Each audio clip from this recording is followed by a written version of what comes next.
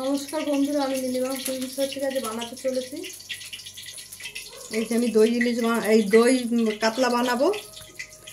মাছটা একদম টাটকা জ্যান্ত মাছ নিয়ে এসেছি বাজার থেকে, কেটে রেডি করেছি, ধুয়ে টুয়ে রেডি করেছি। এবার কড়াইও বসিয়ে দিয়েছি, আমি এবার নুন হলুদ মাখিয়ে ভাজতে আরম্ভ করব। এই যে মাছে নুন হলুদটা মাখিয়ে নিলাম, তেলটা বসিয়ে দিয়েছি। তেলটা গরম হলে আমি এক এক করে মাছগুলো ভেজে নেব। এক এক করে আমি এবার মাছগুলো দিয়ে দিচ্ছি। তেলটা গরম হয়ে গেছে, মাছটা ভেজে আমি রেডি করে নিয়েছি। এবার ভেজে রাখা তেলের মধ্যে দিয়ে দিলাম তেজপাতা, দিয়ে দিচ্ছি আমার এই গরম মশলা থেতো করা। এই যে দুটো পেঁয়াজ আমি ঘষে রেখেছি, পেঁয়াজটা দিয়ে দিলাম।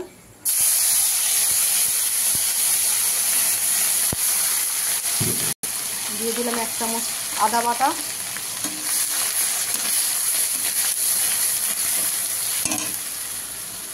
দিয়ে দেবো 3 চামচ ধনে জিরের গুঁড়ো, দিয়ে দিলাম 1.5 চামচ লঙ্কার গুঁড়ো, দিয়ে দিচ্ছি পরিমাণ মতন হলুদ গুঁড়ো,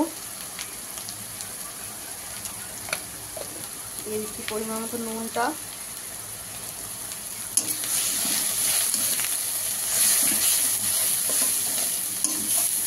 কষা হয়ে গেলে দইটা পরে দেবো। দিয়ে দিচ্ছি পরিমাণ মতন একটু চিনি, কারণ টক দই করবে তো সেই হিসাবে চিনি দিয়ে দিলাম। এবার কষানো হয়ে যাক আর একটু, তারপরে দইটা দেবো। দিয়ে দিচ্ছি এবার টক দইটা।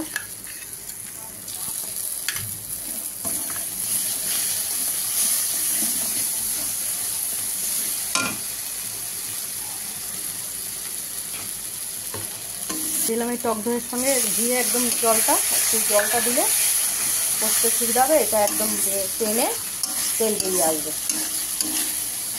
আমার মশলাটা একদম লাল করে কষা হয়ে গেছে, একদম লাল, আর তেলও ছেড়ে গেছে। এবার আমি দিয়ে দিচ্ছি পরিমাণ মতন জলটাকে,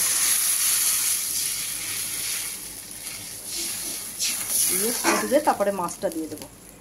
জলটা ফুটছে, আমি এই দিয়ে দিচ্ছি 3টে গোটা কাঁচা লঙ্কা, যদি কেউ খায় তাহলে মেখে খাবে। আর এই এক এক করে সব মাছগুলো এই যে আমি দিয়ে দিচ্ছি।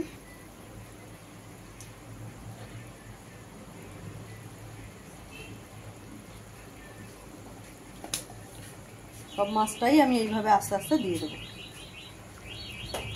দেখুন বন্ধুরা, হয়ে গেছে আমার মাছের ঝোল।